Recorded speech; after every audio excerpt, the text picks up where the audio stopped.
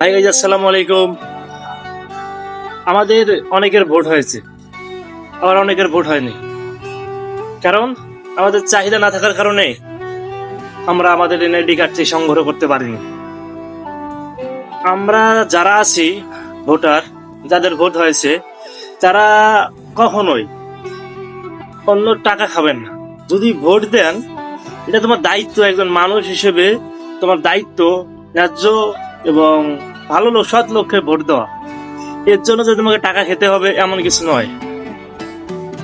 আর বর্তমান সময় আমরা এমন সিস্টেমের রূপ ধরেছি যে প্রার্থীরা আমাদেরকে কিনতে চায়, কারণ আমরা নিজেরাই যাদের হাতে ধরা দেই, এমন ভাবভঙ্গি দেখাই যাতে তারা আমাদেরকে কিনতে চাহিদা করে। আমাদের এরকম ভাবভঙ্গি থাকা যাবে না। যদি তারা আমাদেরকে সাহায্য করতে চায় তাহলে আমরা সাহায্য নেব না, কারণ সে এখনো জনগণের ভোটে নির্বাচিত হননি। তাই তার সাহায্য আমাদের জন্য গ্রহণ নয়, এটা ইসলামের বৈধ নয়। যখন তিনি একজন আমাদের মেম্বার, চেয়ারম্যান পদে নির্বাচিত হবেন, তখন আমরা তার কাছ থেকে কিছু নিতে পারবো, তার আগে নয়।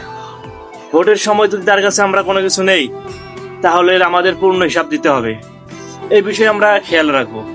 আর বর্তমান সময়ে অনেক আছে, সকল প্রার্থীর কাছ থেকে খাবে, ভোট দিবে, কয়া যোগ্য ব্যক্তিকে ভোট দেব। এটা ইসলামে পরিপূর্ণ নিষেধ।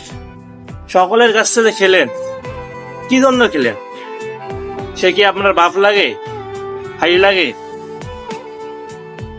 খেলেন কেন টাকা? এই হিসেবটা দিবেন কিভাবে? আপনি তো নিজেকে বারবার বিক্রি করছেন, নিজের কথাকে বিক্রি করছেন, নিজের কথার জমান নেই, আপনার কথার কোনো দাম থাকবে না। যে ব্যক্তির কথার দাম থাকে না, সে ব্যক্তি জ্ঞানী লোক হয় কিভাবে? সে ব্যক্তি ভোট দিতে পারে কিভাবে? যে ব্যক্তি এটুকু বুঝে না সকলের কাছ থেকে টাকা খাওয়া যাবে না, টাকা খাওয়াই যাবো না কোথায় ভোটের মধ্যে, আমি আমার ভোট দেওয়ার দায়িত্ব, আমি সঠিক ন্যায্য লোককে ভোট দেবো, সেজন্য আমার এলাকার উন্নয়ন করে। যে ব্যক্তি টাকা খেয়ে থাকে সে ব্যক্তি আবার ভোট দেয় কিভাবে? এই কথাই আমার মাথায় ঢুকে না। তার মাথায় সমস্যা আছে, গ্যাস্ট্রিক আছে, এই জন্য সে টাকা খায় সকলের কাছ থেকে, আর ভোট দেওয়ার সময় বলে যোগ্য ব্যক্তিকে দিব। তুমি যে যোগ্য ব্যক্তিকে ভোট দিবে, এই তোমার ইফেক্টটা ওই যোগ্য ব্যক্তির কপালেই পড়বে। কারণ পরবর্তীতে যোগ্য ব্যক্তির মাথায় এটা ঘুরবে, আমাকে আরো টাকা উপার্জন করতে হবে, তাহলে আমি টাকা খরচ করার পর লোকজনের কাছ থেকে ভোট চেতে পারবো, কিনতে পারবো, তাদেরকে যখন আমরা ভালো মন্দ খিলাবো, তখন সে আমাকে ভোট দেবে।